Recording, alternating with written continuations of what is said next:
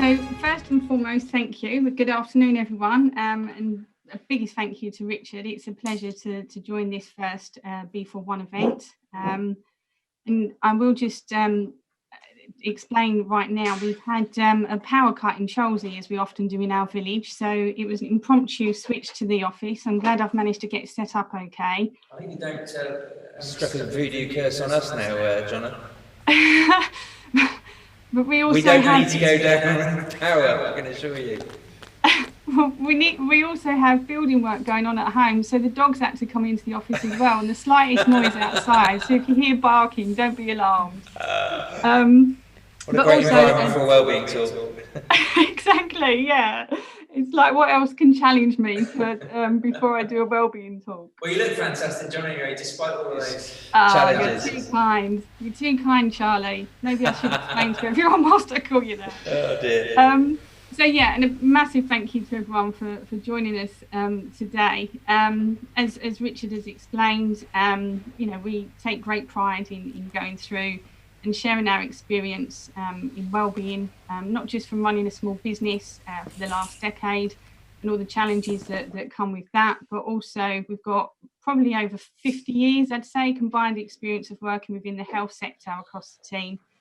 So it's a real pleasure to be able to share some of our experiences in the wellbeing arena, and just fulfill our desire to share that synergy with people that care about their most important asset, as Richard said, their people. It is our strapline, as you can see on the slide there. It's all about the people. And I just want to make sure that I'm touching on the continuous tracking of wellbeing that we're undertaking right now in UHR. So we've, I guess, dare I say, mention it first off, to the pandemic, and then also the country going into recession. We've really been looking quite closely at what is wellbeing needed right now, what is needed in that arena for businesses with all the challenges that we are facing. So hopefully what I'm about to go through will be fitting for whatever circumstance you're experiencing right now. Particularly if you have employees that you have an obligation to look after, but even if we've got sole traders on the call, whatever the experience might be that you're going through. So what do we need to focus on right now? So just to, I guess, put into context some of the research that we've been looking at. So you'll see over on the right a survey that was conducted by CIPD with a collaboration that they do and have done for a number of years now with Simply Health. So that was a survey undertaken this year, and the latest stats from the Office of National Statistics as of 20th of September. So our environments are constantly changing. Work and home life, continues to need to be adjusted to whatever greater or lesser extent that may be for us. And as distancing becomes kind of part of the norm, now that we all need to contend with trying to get to grips with our daily routines and the latest announcements that might come from number 10, what do we need to deal with today, tomorrow, months ahead, possibly even, the aftermath of the pandemic is going to go on for years at least, for some sectors. So trying to find the ways that we can nurture wellbeing as part of daily life and recharge our resilience is definitely something that I was keen to try and home in on a bit more, to prepare us best for what might become like the odd electricity failure that you might get in your local village and realise you've got no power, no phones either. So it was a real challenge. So as we're dealing with the unprecedented change that we've ever experienced before, and the overlay, as I mentioned, of the recession, you're seeing reports from, example, the Institute of Employment Studies. Some groups in the community are going to be more disproportionately affected by the recession than others. So we really need to, yes, look at a collective, but look at each individual circumstances at the same time as well. And whatever that situation may be that we're working through with individuals, just really trying to make sure that, we're inclusive for all, and we're supporting each other as much as we can. We've seen some real cases of admiring some people's resilience, going the extra mile, the compassion to care, and really just demonstrate, you know, that teamwork, that support network. But despite those positives coming out of a bad situation, I guess we need to ask ourselves, how long can we sustain that? And if we're not looking after our well-being, you know, when we're going full on all the time, it's naturally going to have an impact if we're not nurturing and looking after ourselves at the same time. So the headlines that we're kind of really focusing on at the moment, as the big box on the slide there shows, the impact of wellbeing clearly remains a concern, and that's whether you're in, you know, work environment, or working remotely, or even, you know, still experiencing the tail end of furlough and whatever the new scheme presents, and you know, you're being part of that activity as well. So it needs to be nurtured and managed to the different circumstances. What are the degrees of flexibility that we can apply? If it wasn't the norm before, it certainly is now. And therefore, you know, the level of engagement will be different measures that we need to put in place, and not allowing that kind of feeling of isolation to creep in, and to keep relationships, you know, progressing, and that contact and communication you know, being maintained, and particularly looking at workloads and making sure that if people are feeling a bit detached, feeling a bit isolated, pressure with the workload, it's all starting to get a bit too much. So how are we ensuring that we are keeping on top of keeping in touch with those that work remotely? So, you know, monitoring the workloads, as I've just mentioned, and the unpredictability of it as well. And I'm sure a number of you that will be able to relate to where I'm coming from when I say that the change in demand, you know, for us in the HR sector, you know, we are dealing with a lot of wellbeing matters to be worked through, a lot of structural changes. Some organisations we're seeing with some real growth and pressure of demand, and they can't bring people in quick enough to support that. Sadly, we are seeing some businesses needing to downsize quite dramatically. All sorts of different change that's arising, and changing direction. A lot of clients that we're seeing that are changing their products or the services that they provide, and different dilemmas that might present themselves. So most importantly, we need to make sure that, you know, we're attuned to be able to spot those signs when we see individuals that might not see themselves. We're hearing the indicators that someone's struggling, and be prepared to have those conversations and be equipped to find the solutions. We haven't totted it up most recently, but we've done a quick check, I think back in end of July, and we've given away since lockdown 120 hours of free support out to business leaders for various different means across our service lines. And that's continuing to happen. We're still promoting that. We genuinely want to just help people wherever we can. So if you can't find the solutions to what your problem is that you're facing right now, please do get in touch, and I'll share our contact details at the end. So what can we do then when we put that into context of looking at the current issues? And yes, as much as I can say to you, I know my team, I probably didn't know my team anywhere near as much as what I do now as a result of lockdown. We're coming together more disciplined now than ever before. We are having daily huddles, regular catch-ups, that visibility, because we are still continuing to work remotely in the main. So just making sure that we have those one-to-one times, that is vital. You know, health and wellbeing needs to be at the top of that agenda. And we need to make sure that, you know, even in team meetings, it's a topic that is there and is discussed, not unique individual circumstances, but that people understand that it is there. It's, you know, a very important topic to work through. On an individual level, or even on a team level, you know, as I mentioned, discuss and work through the pressures and the workloads together. Find ways that motivate your people and motivate you. There's different things. If you're connected with me on LinkedIn, you might see that I took on a challenge to mosaic a table, and it's really quite therapeutic. So a bit more kind of mind well-being than physical well-being, although my arms were aching with the delicate kind of placing of the mosaic tiles. But some of the fascinating things that I've found, we've got a macrame specialist in the team who knitted our recently, during lockdown. So, you know, things that entice and encourage and motivate people. You know, how often do you ask that and see if you are actually, everything that you're putting out there is really serving a purpose?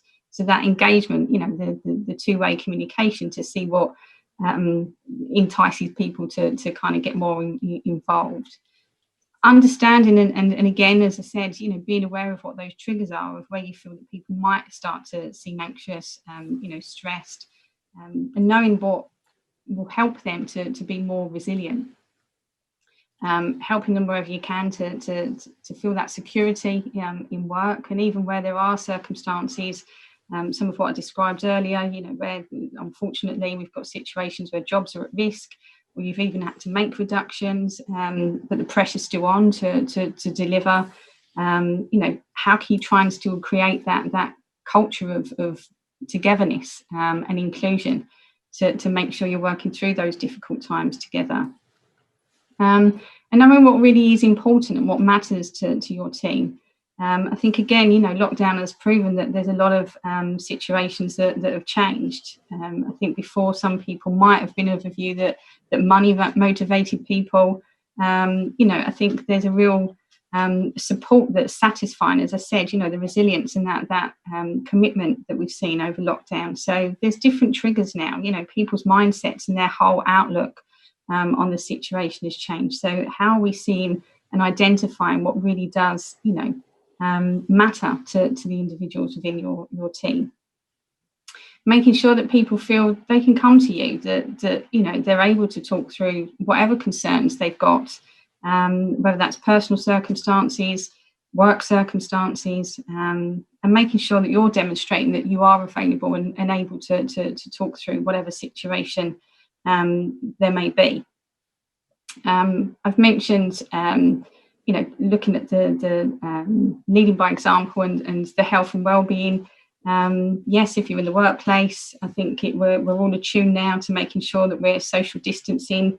If I could turn the screen around, you see we've got tape, I've got posters up behind me everywhere, we've got screens up. And I went and washed my hands again for another time before I came on screen. You know, so making sure we're maintaining those levels of hygiene to give that safety and security. And even if people are at home, you know, encouraging them to do the same, just to get it part of the everyday kind of routine.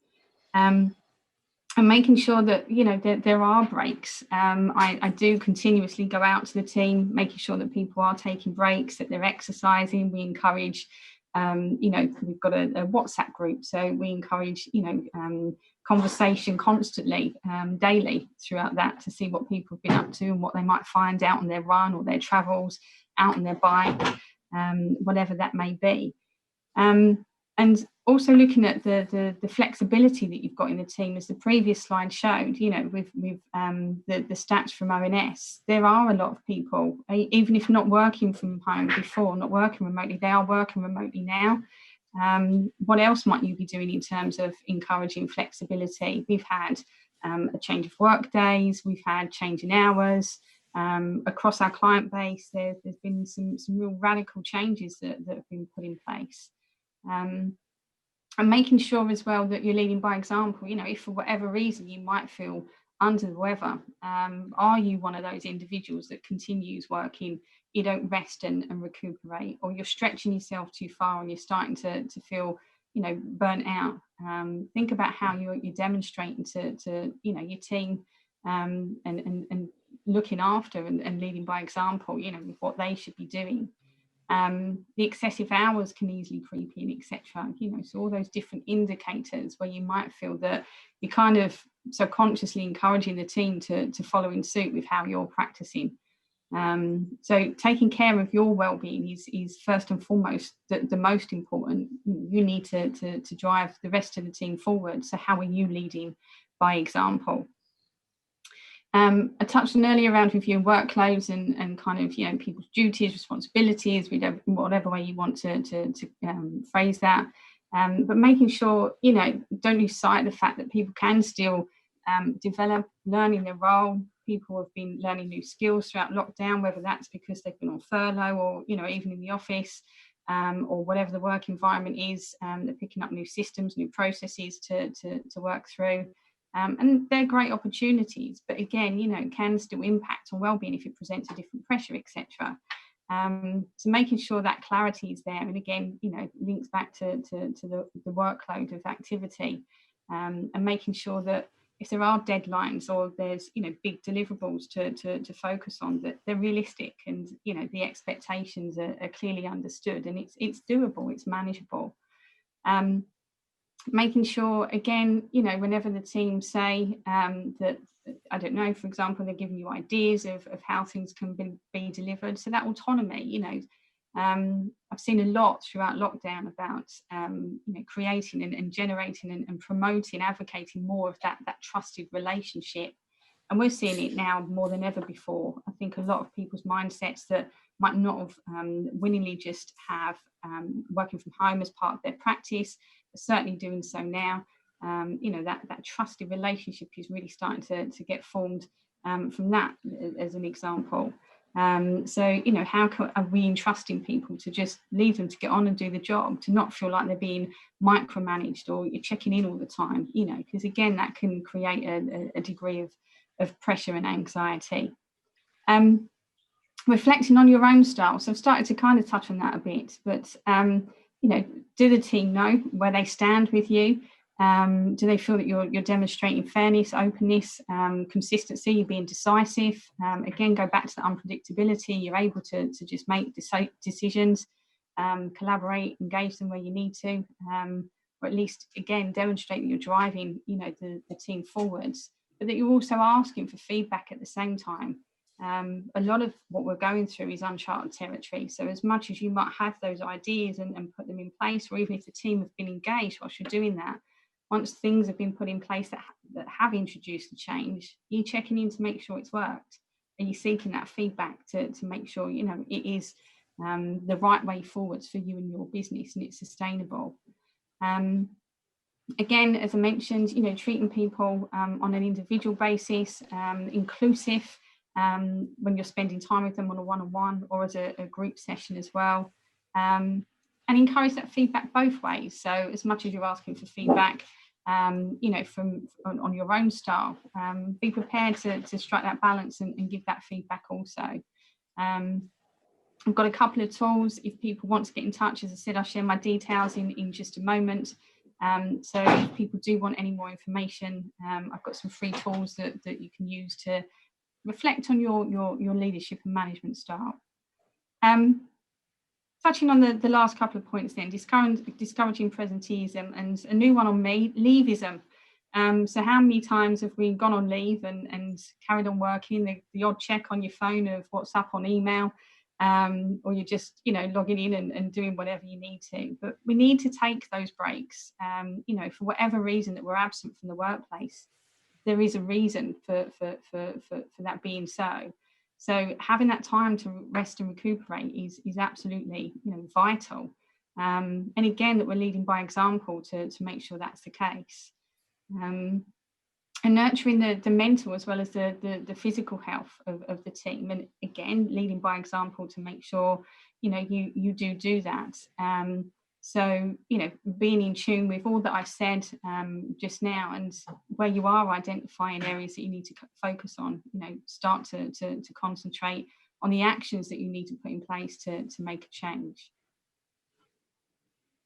So what can you take away from what I've said so far? I would hope that a lot of what I've said isn't new to you, and a lot of this isn't. I always have said, and Richard, I'm sure will agree, that he's heard me say it before. I work in HR because a lot of this is common sense. We're all individuals, and so much of it isn't rocket science. It's just good practice of treating others as how we expect to be treated ourselves.